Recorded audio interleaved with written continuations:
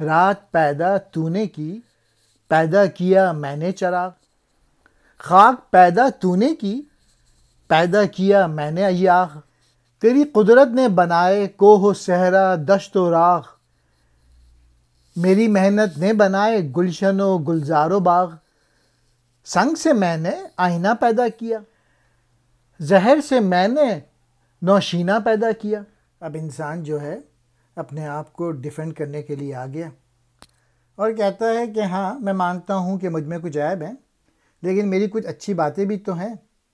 اگر میں نہ ہوتا تو کائنات بے رونق ہوتی۔ تو انسان کہہ رہا ہے کہ خدا تو نے رات بنائی اور میں نے اس کو روشن کرنے کے لیے چراغ پیدا کیا۔ تو نے مٹی پیدا کی، میں نے اس سے پیالہ بنایا۔ تو نے صحرا اور پہاڑ اور جنگل تخلیق کیے، میں نے ان میں کیاریاں اور پھول اور باغ بنائے۔